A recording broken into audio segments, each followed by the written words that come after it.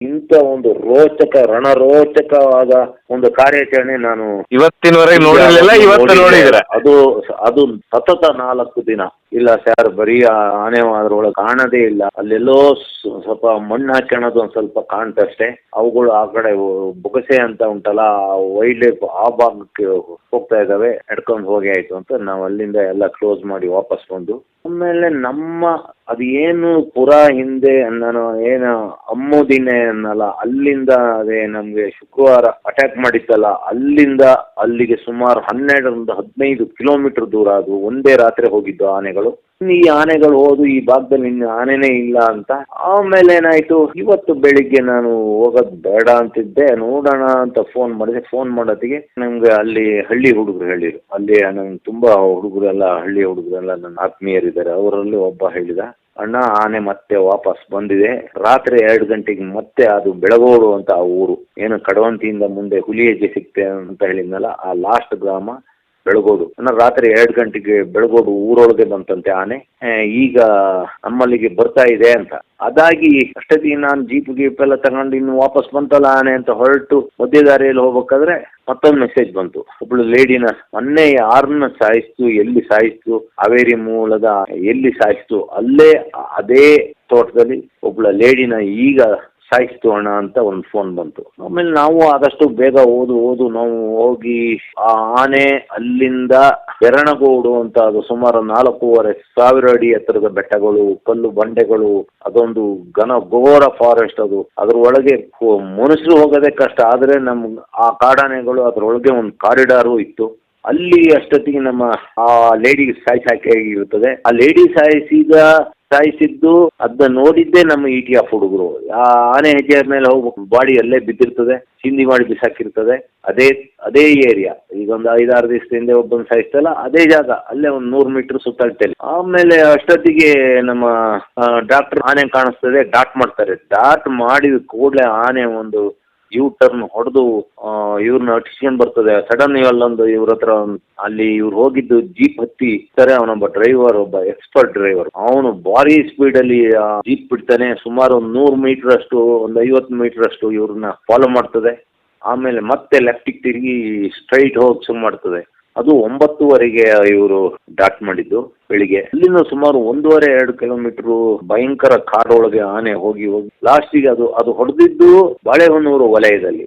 ಅದು ಹೋಗಿ ಬಿದ್ದಿದ್ದು ಆಲ್ದೂರು ವಲಯ.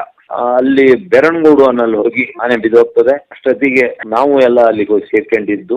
ಆನೆ 2 ಕಾಲ್ ಮೇಲ್ ಮಾಡ್ಕೊಂಡು ಬಿದ್ದಿತ್ತು. ಇನ್ನು ಸ್ವಲ್ಪ ಹೊತ್ತು ಹಾಗೆ ಬಿದ್ದಿದ್ರೆ ಸತ್ತೋಗ್ತಿತ್ತು, ಯಾಕಂದ್ರೆ ತುಂಬಾ ಇಳಿಜಾರ ಜಾಗ. ನಾವು ಅಷ್ಟೊತ್ತಿಗೆ ಎಲ್ಲಾರು ಸೇರಿ ಅದ ಕಾಲು ಎಲ್ಲ ಕಟ್ಟಿ ಅದನ್ನ ದೂಕಿ ಅದನ್ನ ಒಂದು ಕಡೆ ಇಳಿಜಾರಿಗೆ, ಒಂದು ಮಗ್ಲಿಗೆ ಅಂದ್ರೆ ಒಂದ್ ಸೈಡಿಗೆ 4 ಕಾಲು ಬರಂಗ್ ಮಾಡಿ ಮಲಗಿಸಿದ್ಮೇಲೆ ಆಮೇಲೆ ಅದಕ್ಕೆ ಮಾಮೂಲಿ ಹೇಳಕ್ ಒಂದು ರಿವರ್ಸಿನ್ ಅಂತ ಒಂದು ಇಂಜೆಕ್ಷನ್ ಕೊಡ್ತಾರೆ. ಸ್ವಲ್ಪ ಹೊತ್ತು ಬಿಟ್ಟು ನೀರು ಇದು ಎಲ್ಲ ಆದ್ಮೇಲೆ ಆನೆ ಎದ್ದು ನಿಲ್ತದೆ. ಎದ್ದು ನಿಂತ ಕೂಡಲೇ ಅಷ್ಟೊತ್ತಿಗೆ ನಮ್ಮ ಎಲ್ಲ ಆಮೇಲೆ ಆ ಬೆರಣಗೂಡು ರಸ್ತೆ ಹೇಗೆ ಇದೆ ಅಂದ್ರೆ, ನಮ್ಮ ಆನೆಗಳಿಗೆ ಸಾಕಿದ ಆನೆಗೆ ಹತ್ತಕ್ಕೆ ಆಗ್ಲಿಲ್ಲ. ಕಡಿಮೆ ಅಂದ್ರೆ ಅದೊಂದು ಅರ್ಧ ಕಿಲೋಮೀಟರ್ ಹೋಗೋಕೆ ಆನೆಗಳು ಒಂದು 3/4 ಗಂಟೆ ತಗೊಂಡು, ಏನಂದ್ರೆ ನಮ್ಮ ಆನೆಗಳಿಗೆ ಹತ್ತಕ್ಕಾಗ್ತಿರ್ಲಿಲ್ಲ.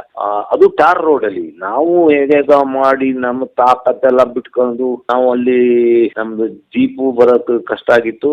ನಾವು ಬಂದು 4 ವೀಲ್ ಎಲ್ಲ ಹಾಕೊಂಡು ಆಮೇಲೆ ಅಷ್ಟೊತ್ತಿಗೆ ಆನೆಗಳು ಬಂದ್ಮೇಲೆ ಈ ಆನೆ ಎದ್ದು ನಿಂತ್ಕೊಂತು.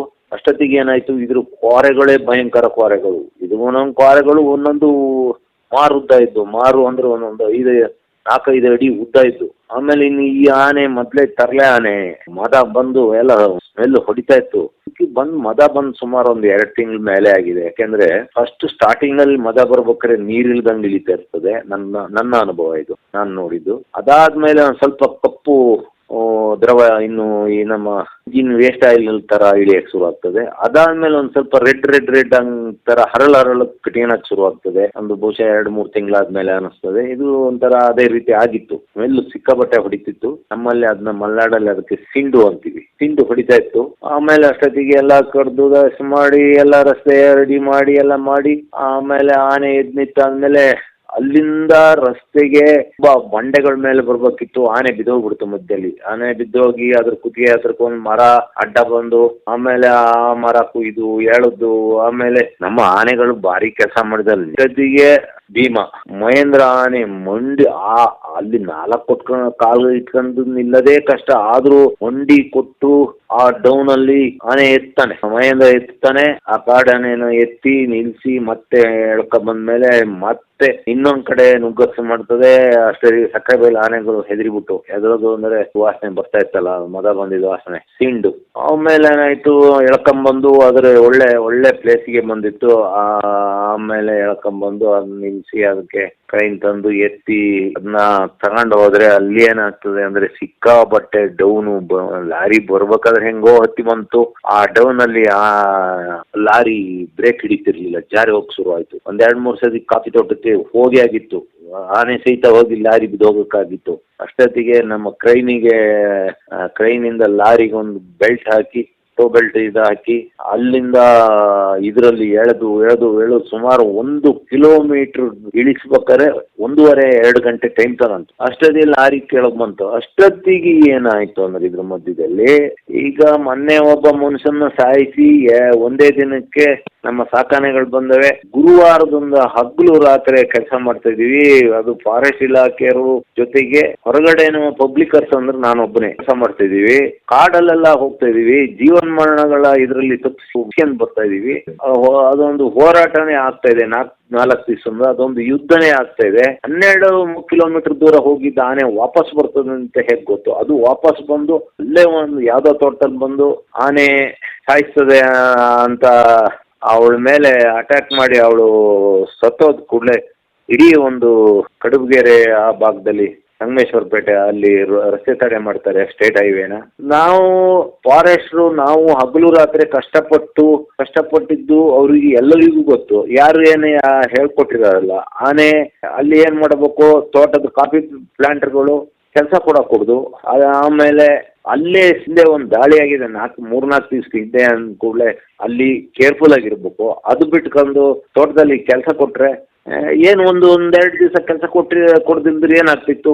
ಏನು ಲಾಸ್ ಆಗ್ತಿರ್ಲಿಲ್ಲ. ಆಮೇಲೆ ಆನೆ ಇವತ್ತು ತುಣದ ಹಾಕಿದ್ದಕ್ಕೆ ಸ್ಟ್ರೈಕ್ ರೋಡು ಬಂದ್ ಮಾಡಿರು, ಗೆರಾವ್ ಮಾಡಿರು. ಸ್ಟ್ರೈಕ್ ಮಾಡೋದು ಅದೆಲ್ಲ ಈಗ ಆನೆನ ಎಷ್ಟು ಕಷ್ಟಪಡ್ತಾ ಇದೀವಿ ಅನ್ನೋದು ಎಲ್ಲರಿಗೂ ಗೊತ್ತು, ಪಕ್ಕದ ಊರವರಿಗೆ ಎಲ್ಲರಿಗೂ ಗೊತ್ತು, ಎಲ್ಲರಿಗೂ ಗೊತ್ತು. ಯಾರೇನ ಆನೆಗೇನು ಹೇಳ್ಕೊಟ್ಟಿಲ್ಲ. ಆದ್ರೆ 12 ಕಿಲೋಮೀಟರ್ ಇಂದ 14 ಕಿಲೋಮೀಟರ್ ಹೋಗಿದ್ದ ಆನೆ ವಾಪಸ್ ಮತ್ತೆ ರಾತ್ರಿನೇ ಅದರಲ್ಲೂ 2 ಗಂಟೆ ರಾತ್ರಿ ಅಲ್ಲಿಂದ ಹೊರಟ ಆನೆ ಬೆಳಿಗ್ಗೆ 7:30-8 ಗಂಟೆಗೆ ಬಂದು ಇಲ್ಲಿ ಅಟ್ಯಾಕ್ ಮಾಡಿದೆ. ಆಮೇಲೆ ಇಷ್ಟೆಲ್ಲ ಸ್ಟ್ರೈಕ್ ಮಾಡಿರು. ನಮ್ಮ ಅಲ್ಲಿ ಸರ್ಕಲ್ ಇನ್ಸ್ಪೆಕ್ಟರ್ ಯಾರ ಇದ್ರು, ಅವ್ರು ಬಂದ್ರು.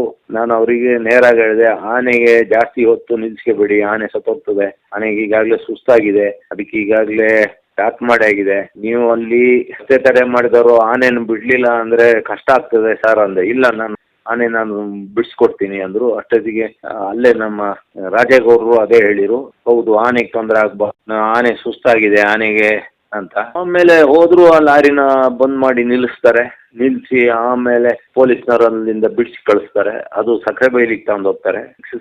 ಉಳಿಸ್ಕೊಳೋದೇ ಕಷ್ಟ ಆಗಿದೆ. ಅಲ್ಲೊಬ್ಬ ಡಾಕ್ಟರ್ ಇಲ್ಲ. ಅಲ್ಲಿ ಪಾಪ ಮಾವುತರು, ಕಾವಾಡಿಗಳು, ಅಲ್ಲಿರೋ ಲೋಕಲ್ ಹುಡುಗರುಗಳು ಅವರೇ ಡಾಕ್ಟರ್ ಆಗಿರೆ, ಅವರೇ ಔಷಧಿ ಮಾತ್ರೆ ಕೊಡೋದು ಏನ್ ಮಾಡ್ತಾರೆ ಪಾಪ. ಒಂದು ಸರ್ಕಾರಕ್ಕೆ ಇಷ್ಟು ದಿವಸ ಆದ್ರೂ ಈಗಾಗಲೇ ಸರ್ಕಾರದ ಗಮನ ಸೆಳೆದು ಈಗಾಗಲೇ 2-3 ತಿಂಗಳು 4 ತಿಂಗಳಾದ್ರೂ 5 ತಿಂಗಳಾದ್ರೂ ಅಲ್ಲಿಗೆ ನುರಿತ ಒಳ್ಳೆ ಡಾಕ್ಟರ್ಗಳನ್ನ ಹಾಕಿಲ್ಲ. ಈಗ ಮತ್ತೆ ಅಲ್ಲಿಗೆ ಈ ಆನೆ ತಗೊಂಡೋದ್ರೆ ದೇವರೇ ಕಾಪಾಡ್ಬೇಕು ಆ ಆನೆಯ. ಆಯ್ತು ಇವತ್ತು ಈ 4 ದಿವಸದಲ್ಲಿ ಆಗಿದೆ. ಯಾವ ಬೆಟ್ಟ ಗುಡ್ಡ ಪ್ರದೇಶ ಬರುತ್ತೆ ಬಾಳೆಹೊನ್ನೂರ್ದು? ನಾನು ಹೇಳ್ತಾ ಇದ್ದೀನಲ್ಲ, ಬೆಳಗುಳ, ಕಡವಂತಿ, ಈ ನಮ್ಮ ಮುತ್ತೋಡಿ ಬಾರ್ಡರ್ ಕಾಡುಗಳು, ಅಲ್ಲಿಂದ ಬೆಳಗುಳ, ಕಡವಂತಿಯಿಂದ ಇಲ್ಲಿ ಪುರದಿಂದ ಮೇಲೆ ಮಸ್ಕಿಲಿಂದ ಮುಂದೆ ಬೆರಣಗೂಡಿನಿಂದ ಬೆಟ್ಟದ ಮಳಲಿ, ಅಲ್ಲಿಂದ ಹೈವೇ ದಾಟಿದೆ ಐದಳ್ಳಿಯಿಂದ ಆ ಕಾಡು ಶುರು ಆದ್ರೆ ಅಲ್ಲಿ ಕಂಚಕಲ್ ದುರ್ಗ ಅಂತ ಆಗ್ತದೆ. ದುರ್ಗ ಅದು ಈ ಸೈಡ್ ಬರ್ತದೆ, ರೋಡ್ ಸೈಡ್. ಇಲ್ಲಿ ರೋಡಿಂದ ಅಂದ್ರೆ ಆಲ್ದೂರಿಂದ ನಾವು ಬಾಳೆಹೊನ್ನೂರಿಗೆ ಹೋಗಿ ಎಡಭಾಗದಲ್ಲಿ ಬರುತ್ತೆ. ಕಂಚಕಲ್ ದುರ್ಗದಿಂದ ಬಾಸ್ತಿ ಅಂತ ಒಂದು 3,000 ಎಕರೆ ಇದೆ. ಅಲ್ಲಿಂದ ಅದಕ್ಕೊಂದು ಅಟ್ಯಾಚ್ ಆಗಿದ್ದು ಕುಂದೂರು ಫಾರೆಸ್ಟ್ ಅಂತ ಬರ್ತದೆ. ಅದು 1912ನೇ ಇಸ್ವಿಯಲ್ಲಿ ಮಾರಾಗಿರೋ ಅಲ್ಲಿ 5,000 ಎಕರೆನ ರಿಸರ್ವ್ ಫಾರೆಸ್ಟ್ ಮಾಡ್ತಾರೆ. ಅದ್ರ ಪಕ್ಕ ಇನ್ನೊಂದು ತತ್ಕೊಳ ಫಾರೆಸ್ಟ್ ಅಂತ ಇದೆ, ಅಲ್ಲಿ ಒಂದ್ 2-3 ಸಾವಿರ ಎಕರೆ ಇದೆ. ಅದು ಇತ್ತೀಚೆಗೆ ಒತ್ತುವರಿದಾರನ್ನೆಲ್ಲ ಬಿಡಿಸಿ ಈಗಾಗಲೇ ಇನ್ನೂ 1,000 ಆಗಿದೆ. ಸುಮಾರು 10-12 ಸಾವಿರ ಎಕರೆ ಕಾಡು ಅದು. ಅದೊಂದು ಆನೆಗಳದ ಒಂದು ಅರಮನೆ. ಅದರಿಂದ ಆ ಕಾಡಿಂದ ಈಗ ಬಾಳೆಹೊನ್ನೂರಿಗೆ ಹೋಗೋ ರೋಡಲ್ಲಿ ಅದು ಲೆಫ್ಟಿಗೆ ಬರುತ್ತೆ. ರೈಟ್ ಸೈಡಿಗೆ ಬಂದ್ರೆ ನಾನು ಈಗ ಹೇಳಿದ್ನಲ್ಲ, ಬೆಟ್ಟದ ಮಳೆಲಿ ಬೆರಣಗೂಡು, ಪುರ, ಮುಸ್ಕಲಿ, ಆಮೇಲೆ ಕಡವಂತಿ, ಇವೆಲ್ಲ. ಆಮೇಲೆ ಅಲ್ಲಿಂದ ಆ ಕಡೆ ಬೆಳಗುಳ ಅಂತ, ಬೆಳಗುಳದಿಂದ ಅದು ಲಾಸ್ಟ್ ಊರು. ಅಲ್ಲಿಂದ ಒಂದು 600 ಮೀಟರ್ ಹೋದ್ರೆ ಬೊಗಸೆ ಅಂತ, ಅಲ್ಲಿಂದ ಎಲ್ಲ ವೈಲ್ಡ್ ಲೈಫ್ ಕಾಡುಗಳು ಶುರು ಆಗ್ತವೆ. ಇನ್ನೊಂದ್ ಸ್ವಲ್ಪ ಆ ಕಡೆ ಹೋದ್ರೆ ಕಾಂಡ್ಯ ಅಂತ ಬರ್ತದೆ, ಅಲ್ಲಿ ಭಾರಿ ಪುರಾತನವಾದ ಒಂದು ಶಿವ ದೇವಸ್ಥಾನ ಇದೆ. ಅಲ್ಲೇ ಭದ್ರಾ ನದಿ, ಆ ಭದ್ರಾ ನದಿ ದಾಟಿದ್ರೆ ಮತ್ತೆ ಆ ಕಡೆ ಭದ್ರಾ ಕಾಡುಗಳು ಅವೆಲ್ಲ ಶುರು ಆಗ್ತವೆ. ಹೀಗೆ ಅದೊಂದು ಭಯಂಕರ ಕಾಡುಗಳು ಅವೆಲ್ಲ. ಸಾಹಸ ಆನೆ ಯಾರ್ದು ಸರ್ ಮೆರೆದಿದ್ದು ಈ ಬಾರಿ, ನೀವು ಕ್ರೆಡಿಟ್ ಕೊಡೋದಾದ್ರೆ? ಸರಿ, ನಾನು ನಮ್ಮ ಆನೆಗಳ ಜೊತೆ ಬಂದ್ರಲ್ಲ, ನಮ್ಮ ಈರಣ್ಣ ಟೀಮು. ಈರಣ್ಣ ಒಬ್ಬ ಅದ್ಭುತ ವ್ಯಕ್ತಿ, ಅವನು ಕಾಡಲ್ಲೇ ಬೆಳೆದ ಮನುಷ್ಯ. ಅವನು ಈರಣ್ಣ ನಡ್ಕ ಹೋಗಿದ್ರು ಒಂದು ಎಲೆನೂ ಸರ್ಕ್ ಅಂತ ಸೌಂಡ್ ಬರೋದಿಲ್ಲ. ಆಮೇಲೆ ಮತ್ತೊಂದು ನಮ್ಮ ETF ಹುಡುಗರುಗಳು ಭಾರಿ ಕಷ್ಟಪಟ್ಟರು. ಅದರಲ್ಲೂ ಆಲ್ದೂರ್ ETF ಹುಡುಗರು ಫೇಮಸ್ ಹುಡುಗರುಗಳು. ಊಟ ಇಲ್ದಿದ್ರು ಕೆಲಸ ಮಾಡ್ತಾರೆ. ಈ ಹಿಂದೆ ಅವರು ಬಾಳೆಹೊನ್ನೂರು ಭಾಗದಲ್ಲಿ ಹಿಡಿದ ಆನೆಗಳಿಗೆಲ್ಲ ನಮ್ಮ ಆಲ್ದೂರ್ ಹುಡುಗರೇ ಎಲ್ಲ ಅದನ್ನ ನೋಡಿದ್ದು, ಟ್ರ್ಯಾಕಿಂಗ್ ಮಾಡಿದ್ದು ಎಲ್ಲ. ಅಲ್ಲಿ ಆ ಕುದುರೆಮುಖ ಅಂತ ಕಾಡಲ್ಲೇ ಆ ಕೆರೆಕಟ್ಟೆಯಲ್ಲಿ ಡಬಲ್ ಮರ್ಡರ್ ಆಯ್ತಲ್ಲ, ಒಂದು ಆನೆ ಮಾಡ್ತಲ್ಲ, ಅವಾಗ ಇವ್ರ ಮೇಲೆ ಅಟ್ಯಾಕ್ ಆಯ್ತು. ಆನೆ ಅಟ್ಯಾಕ್ ಮಾಡ್ತು, ಸ್ವಲ್ಪದರಲ್ಲಿ ಬದುಕಿ ಬಂದ್ಬಿಟ್ರು ಆ ಹುಡುಗರುಗಳು, ETF ಹುಡುಗರು. ಸಾಹಸಿ ಆನೆಗಳು ನಮ್ಮ ಡಾಕ್ಟ್ರು ಮತ್ತೆ ರಂಜನ್, ಇವ್ರುಗಳು ಸ್ವಲ್ಪದಲ್ಲಿ ಬದುಕಿ ಬಂದ್ರು. ಅದರಲ್ಲೂ ಆಲ್ದೂರು ವಲಯದ ಹುಡುಗರುಗಳು ಅಲ್ಲಿ ಅವರಿಗೆಲ್ಲ ಸೇರ್ತದೆ. ಅದ್ರ ಜೊತೆಗೆ ನಮ್ಮ ಅಷ್ಟು ಬೇಗ ಒಂದು ಆನೆಗಳನ್ನ ತಂದು ಆನೆಗಳು ಆಮೇಲೆ ಆ ಕ್ಯಾಂಪ್ ಅಲ್ಲೇ ಇದ್ಕೊಂಡು ಅಲ್ಲೇ ಫಾರೆಸ್ಟ್ DF ಇರ್ಬೋದು, ಹುಡುಗರುಗಳಿಗಿರ್ಬೋದು, ಅವರಿಗೆಲ್ಲರಿಗೂ ಒಂದು ಎನ್ಕರೇಜ್ ಕೊಟ್ಕೊಂಡಿದ್ದರು ಆ MLA ರಾಜೇಗೌಡರು. ಆ ರಾಜೇಗೌಡರು ಈ ಹಿಂದೆ ಒಂದ್ಸತಿ ನಾವು ಕಾಡಲ್ಲಿ ಆನೆ ಹಿಡಿದು ಇನ್ನು ಅದನ್ನ ಕಟ್ಟಿರ್ಲಿಲ್ಲ, ಇವರು ಬಂದು ಕಾಡೊಳಗೆ ಬಂದು ನಮ್ಮ ಜೊತೆನೆ ಸೇರ್ಕೊಂಡ್ಬಿಟ್ರು. ಆ ರೀತಿ MLAಗಳು ಇರೋದು ಭಾರಿ ಕಡಿಮೆ. ಅವ್ರಿಗೆಲ್ಲರಿಗೂ ಸಲ್ತದೆ ಆ ಕ್ರೆಡಿಟ್. ಆಮೇಲೆ ನಮ್ಮ ಆನೆಗಳು ಕಾಡಿಗೆ 1-2 ಸತಿ ಅವತ್ತು ಆನೆ ಮೇಲೆ ಅಟ್ಯಾಕ್ 2 ದಿವಸ ಅಟ್ಯಾಕ್ ಆಗಕ್ಕಾಗಿತ್ತು. ಅದರಲ್ಲಿ ಮಹೇಂದ್ರ, ಶ್ರೀಕಂಠ, ಭೀಮ. ನಮ್ಗೆ ಇನ್ನೊಂದು ಆನೆ ಬಂತು. ಆ ಆನೆಗೆ ಕಟ್ಟಿದ್ರು. ಇದೇ ಫಸ್ಟ್ ಟೈಮ್ ಆನೆ ಕಾರ್ಯಾಚರಣೆಗೆ ಬಂದು ಕಾಡಾನೆ ಹೇಳ್ಕೊಂಡ್ ಬಂದಿದ್ದು. ಆ ದೈತ್ಯ ಆನೆ ಸುಮಾರು ಹೆಚ್ಚು ಕಡಿಮೆ 4,500-5 ಸಾವಿರ kg ಆನೆನ ಆ ಕಾಡೊಳಗೆ ಆ ಕಲ್ಲು ಬಂಡೆಯಲ್ಲಿ ಹೇಳ್ಕೊಂಡ್ ಬಂತು. ಶನಗರ ಕ್ಯಾಂಪಿಂದ ಆನೆ ಅದೇ ಜಾಸ್ತಿ ಕೆಲಸ ಮಾಡಿದ್ದು. ಹಾರಂಗಿ ಕ್ಯಾಂಪಿನ ಆನೆ ಅದು. ಬಹುಶಃ ಹರೀಶ್ ಇರ್ಬೋದು, ಎಂತದೋ ನಂಗೆ ಗೊತ್ತಿಲ್ಲ, ಅದಿರ್ಲಿ. ಅದೊಂದು ಆನೆನೇ ಜಾಸ್ತಿ ಕೆಲಸ ಮಾಡಿದ್ದು. ಜೊತೆಗೆ ಎಲ್ಲಾ ಆನೆನೂ ಮಾಡಿದ್ದು. ನಮ್ಮ ಭೀಮನು ಮಾಡಿದ, ನಮ್ಮ ಮಹೇಂದ್ರನು ಹಿಂಗಡಿಂದ ದೂಕ್ ಕೊಟ್ಕೊಂಡ್ ಬಂದ. ಭೀಮ ಒಂದ್ಸತಿ ಒಂದು ಚಿಕ್ಕದೊಂದು ಫೈಟು ಮಾಡಿದ. ಇಷ್ಟೆಲ್ಲ ಆಯ್ತು. ಆನೆ ಇನ್ನು ನಮ್ಮ ಕ್ವಾರೆಯಲ್ಲಿ ನಮ್ಮ ಆನೆಗಳನ್ನೆಲ್ಲ ಇನ್ನು ತೂತ ಮಾಡಿ ಹಾಕ್ತದೆ ಬಾಡಿ ಎಲ್ಲ ಅಂತ ಹೇಳಿ ಸುಮಾರು 1/2 ಅಡಿ ಉದ್ದ 2 ಕ್ವಾರೆಗಳನ್ನ ಕಟ್ ಮಾಡಿರು. ಸರ್ ಹಿಡ್ದಂತ ಆನೆ ಹೇಗಿತ್ತು ಸರ್? ಹಿಡ್ದಂತ ಆನೆ ಮೈಕಟ್ಟೆಲ್ಲ ಭಾರಿ ಚೆನ್ನಾಗಿತ್ತು. ಅದೊಂಥರ, ಯಾಕಂದ್ರೆ ಆ ಗುಡ್ಡಗಾಡು ಪ್ರದೇಶದಲ್ಲಿ ಹತ್ತಿ ಇಳಿದು ಆನೆ ಒಂದು ತೆಳುವು ಶರೀರ, ಉದ್ದ ಕಾಲುಗಳು, ಪಕ್ಕ ನಮ್ಮ ಭದ್ರಾ ಬ್ರೀಡ್ ಆನೆ ಅದು. ಭದ್ರಾ ಬ್ರೀಡ್ ಆನೆಗಳು ಒಂಥರ ಕಾಲೆಲ್ಲ ಉದ್ದ, ಎತ್ತರ ಶರೀರ. ನಮ್ ಈ ವೆಸ್ಟ್ ಇಂಡೀಸ್ ಕ್ರಿಕೆಟ್ ಪ್ಲೇಯರ್ ಇರ್ತಾರಲ್ಲ, 6-6.5 ಅಡಿ ಎತ್ತರದ ಹುಡುಗರುಗಳು, ಆ ರೀತಿ ಭದ್ರಾ ಆನೆಗಳು. ಇಲ್ಲಿ ನಮ್ಮ ಈ ಕಡೆ ಆನೆಗಳು ಹಾಗಲ್ಲ. ಈ ಸೈಡ್ ಆನೆಗಳು ಬೇರೆ ಇರುತ್ತೆ, ಒಂದ್ ಸ್ವಲ್ಪ ಹೊಟ್ಟೆ ಎಲ್ಲ ದಪ್ಪ ಇರ್ತದೆ. ಭದ್ರಾ ಆನೆ ಬ್ರೀಡೇ ಬೇರೆ. 30-35 ವರ್ಷ ಆಗಿರ್ಬೋದು. ಆನೆಗಳು 70 ವರ್ಷ ಬದುಕಿರು. ಅಂದ್ರೆ 80 ವರ್ಷ ಆದ್ರೂ ಅದ್ರ ಕೋರೆಗಳು ಬೆಳೀತಲೇ ಇರ್ತವೆ. ಕೋರೆಗಳು ಸಾಮಾನ್ಯಕ್ಕೆ ವರ್ಷಕ್ಕೆ 6-7 ಇಂಚು ಬೆಳೀತಾ ಇರ್ತವೆ. ಹಾಗಾಗಿ ಈಗೇನ್ ಕತ್ತರಿಸಿದ್ರೆ ಅದು ಸರಿ ಆಗುತ್ತದೆ ಸದ್ಯದಲ್ಲಿ. ಇನ್ನೊಂದು 2 ವರ್ಷಕ್ಕೆ ಮತ್ತೆ ಕವರ್ ಆಗುತ್ತೆ. ನಾವು ಎಷ್ಟೆಷ್ಟೋ ಆನೆಗಳನ್ನೆಲ್ಲ ಹಿಡಿದೀವಿ, ಆದ್ರೆ ಇದು ಎಂತ ಧೈರ್ಯ ಆನೆ, ಇದು ಎಂತ ಸಿಟ್ಟು, ಇದು ಎಂತ ಪರಾಕ್ರಮ ಅಂದ್ರೆ, ಮೊನ್ನೆ ಶುಕ್ರವಾರ ಬೆಳಿಗ್ಗೆ ಕಾಡೊಳಗಿಂದ ಹೊರಗೆ ರೋಬಸ್ಟ ತೋಟಕ್ಕೆ ಬರೋದು, ಎಲ್ಲರನ್ನು ಹೊಟ್ಟೆ ಆಡ್ಸೋದು, ಮರ ಹತ್ತಿದವ್ರನ್ನೆಲ್ಲ ಹಿಡಿದು ಅವ್ರನ್ನ ಕಾಲು ಹಿಡಿದು ಎಳ್ಕೊಳಕ್ ನೋಡೋದು, ಮತ್ತೆ ಒಳಗಡೆ ಹೋಗೋದು. ಮತ್ತೆ ನಮ್ಮ ಹುಡುಗ ಒಬ್ಬ ಒಂದು ಹಗ್ಗದ ಸಿಂಬಿನೇ ಎಸಿತಾನೆ, ಅಂದ್ರೆ ಬಾರಿ ದೊಡ್ಡ ಹಗ್ಗ ಅಲ್ಲ, ಚಿಕ್ಕ ಹಗ್ಗನ ಅದು ಒಂದು ಬೆರಳಷ್ಟು ದಪ್ಪದ ಹಗ್ಗ ಸುತ್ತಿಟ್ಕೊಂಡಿದ್ದು. ಇವನು ಆ ಹಗ್ಗ ಎಸಿಲಿಲ್ಲ ಅಂದ್ರೆ ಅವನು ಸಾಯಿಸಿಬಿಡುತ್ತೆ. ಈ ಆನೆ ಅವನ್ ಬಿಟ್ಟು ಹಗ್ಗನ ತೆಗೆದು ಹಗ್ಗನೆಲ್ಲ ಎಳೆದು ಕಿತ್ತು ಬಿಸಾಕ್ತದೆ, ಮತ್ತೆ ಕಾಡೊಳಗೆ ಹೋಗ್ತದೆ. ಆಮೇಲೆ ಸಾಮಾನ್ಯ ಆನೆಗಳು ಓಡೋಗ್ತವೆ, ಈ ಆನೆ ಓಡು ಹೋಗ್ಲಿಲ್ಲ, ಮತ್ತೆ ನಿಂತ್ಕೊಂಡು ಗಿಳಿಡಕ್ ಶುರು ಮಾಡ್ತು. ಆಮೇಲೆ ಹುಲಿ ಒಂದು ಹುಲಿ ಅಂದ್ರೆ ಒಂದು 40 ಚದರ ಕಿಲೋಮೀಟರ್ಗಳಲ್ಲಿ ಅದರ ಸಾಮ್ರಾಜ್ಯ ಇರ್ತದೆ. ಅದ್ರೊಳಗೆ ಯಾವ್ದಾರ ಇನ್ನೊಂದು ಗಂಡು ಹುಲಿ ಬಂದ್ರೆ ಫೈಟ್ ಮಾಡ್ತದೆ. ಆನೆಗಳದ್ದು ಆ ತರ ಅಲ್ಲ, ಆದ್ರೂ ಅದ್ರದ್ದು ಸಾಮ್ರಾಜ್ಯದೊಳಗೆ ಈ ನಮ್ಮ 2 ಆನೆಗಳು ಹೋಗಿದ್ದು ಅದಕ್ಕೆ ಸಹಿಸಕ್ಕಾಗ್ಲಿಲ್ಲ. ಆ 2 ಆನೆಗಳ ಮೇಲೆ ಫೈಟಿಗೆ ಹೋಗ್ತದೆ ಇದು. ಆಮೇಲೆ ಮತ್ತೆ ಹೊರಗಡೆ ಬರುತ್ತೆ, ಕಾಫಿ ತೋಟದಿಂದ ಮತ್ತೆ ಕಾಡೊಳಗೆ ಹೋಗ್ತದೆ. ಕಾಡೊಳಗೆ ಹೋಗಿ ಅಲ್ಲೊಂದು ಇದ್ರದ್ದು ಒಂದು ಫ್ರೆಂಡ್ನ ಹತ್ರಕ್ಕೆ ಹೋಗಿ ಅದಕ್ಕೆ ಪ್ರೊಟೆಕ್ಷನ್ ಕೊಡ್ತದೆ, ಅದ್ರ ಹತ್ರ ಹೋಗಿ ನಿಂತ್ಕೊಂತದೆ. ಅದೊಂದು ಪಾಪದ ನಿಂತ್ಕೊಳ್ಳೋದು. ಅದು ಇಷ್ಟೆಲ್ಲ ನಡೀತಲೇ ಇತ್ತು.